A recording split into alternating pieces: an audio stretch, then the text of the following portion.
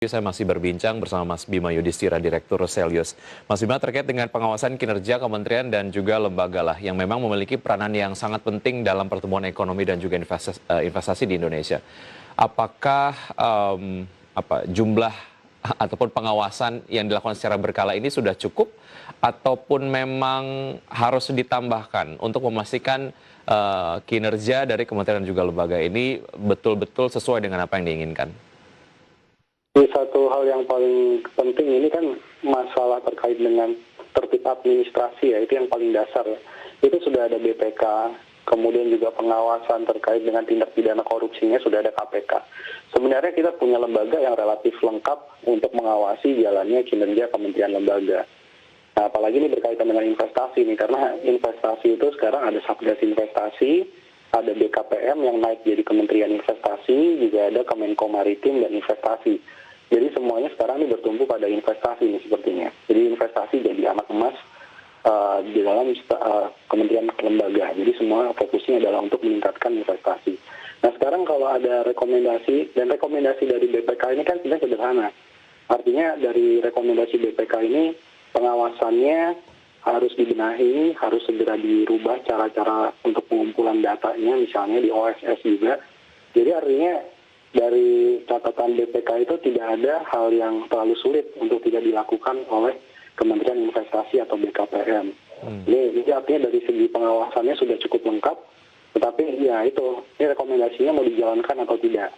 Dan seberapa cepat rekomendasi ini dijalankan. Itu yang sebenarnya sedang ditunggu-tunggu gitu. Karena semuanya fokus ke investasi, jangan sampai nilai setitik ya rusak susu sebelah enggak gitu. Jadi jangan sampai karena ada masalah soal data yang sebenarnya memang tidak signifikan dalam hal jumlahnya, tetapi signifikan dalam hal persepsi publik dan persepsi investor yang mau masuk ke Indonesia. Baik. Itu harusnya hal yang sederhana yang bisa diperbaiki. Ya, menjadi satu hal yang percuma jika kemudian pengawasannya secara intens dan juga berkala dilakukan, tapi rekomendasinya nggak dijalanin gitu ya Mas Bima? Ya, itu ya, itu masalah juga. Oke, siap. Terkait dengan di masa sulit inilah, kita bicara mengenai ke depan lah kondisi investasi asing di Indonesia. Apa yang kemudian perlu dilakukan untuk mengakselerasi capaian realisasi investasi asing di Indonesia di masa yang sangat sulit ini? Ya, sebenarnya sekarang dalam kondisi yang cukup sulit, tetapi banyak investor itu melihatnya 3-5 tahun ke depan. Jadi view-nya pun jangka panjang. Jadi mereka melihat Indonesia punya sumber daya alam, ada nikel, yang menjadi masa depan dari baterai, dari mobil listrik. Jadi banyak yang melihat view-nya sebenarnya jangka panjang. Nah cuman investasi itu kan kompleks ya. Perizinan sudah mulai dibenahi, kemudian dari sisi infrastruktur, nah perlu infrastruktur yang terintegrasi. Jadi jangan lagi ada misalnya kawasan industri, tetapi ketika ditanya kenapa nggak banyak perusahaan-perusahaan besar atau investasi PMA yang masuk di kawasan ekonomi khusus atau kawasan industri, karena masalah soal pasokan listriknya, kondisi jalannya, kemudian juga pasokan airnya itu tidak stabil. Nah itu hal-hal yang sebenarnya basic yang harus diselesaikan. Berikutnya lagi, sebenarnya soal insentif perpajakan juga. Jadi insentif perpajakan ini saya melihat pemerintah terlalu, view-nya adalah terlalu ke pusat. Gitu. Jadi insentifnya terlalu didesain oleh pemerintah pusat.